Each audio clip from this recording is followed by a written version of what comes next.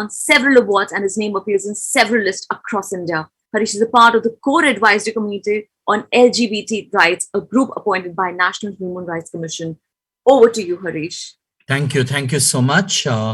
It's really a difficult task to follow Flavia, to speak after Flavia Agnes, because I'm a great fan of hers.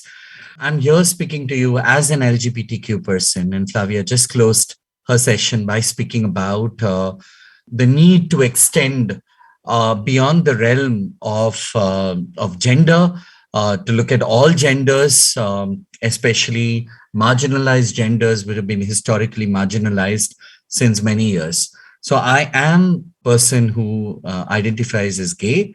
I also am a person who identifies as gender fluid. And, we have laws and we have protection for women, but it becomes incredibly important for us, besides PoSH, which is mandated by beyond the mandates by the government and beyond the mandates by the law.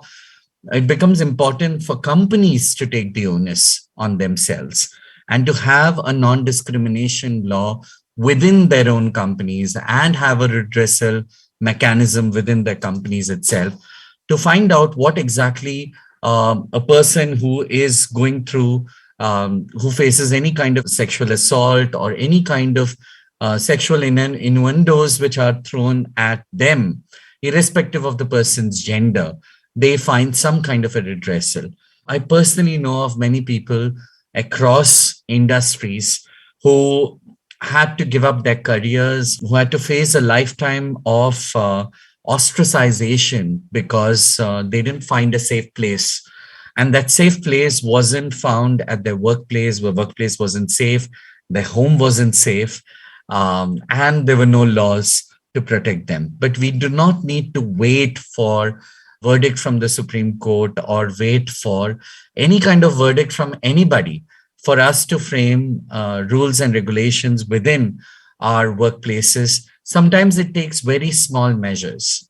Like, I'll tell you a simple thing. When I was looking at policies within my own organization, I work with Axis Bank.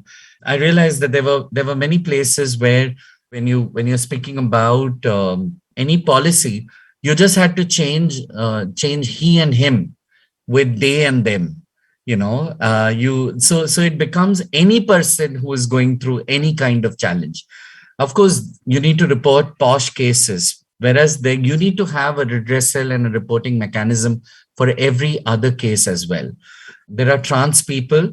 First of all, they don't find employment because we think that we need to define a job for a trans person, because we can't open all jobs for trans people. While there needs to be intentional hiring, there also needs to be, it's good that we are intentionally hiring different kinds of people for different jobs.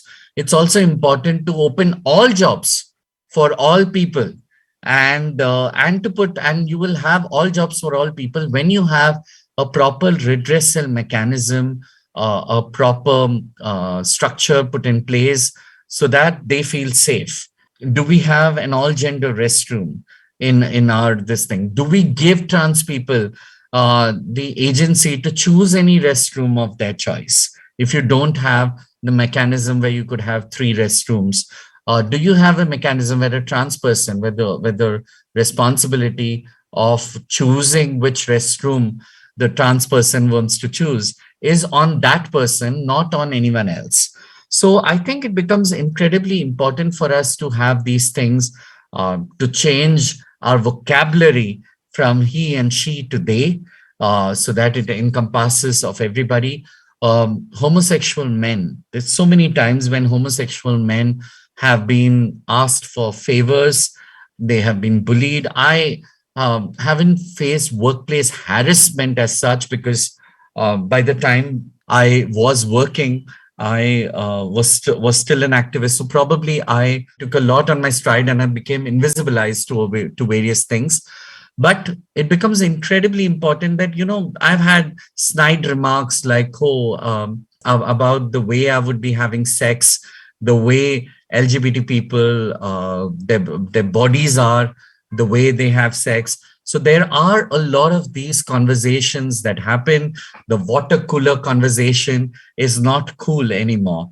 And it's important. It's important to break through that ceiling and to have rules and regulations and policies and practices which are inclusive of people from the LGBTQ community. It doesn't matter whether what your sex is, what your gender is, what your gender expression is, whether you're wearing a sexy jhumka or whether you are showing your biceps. It doesn't really matter.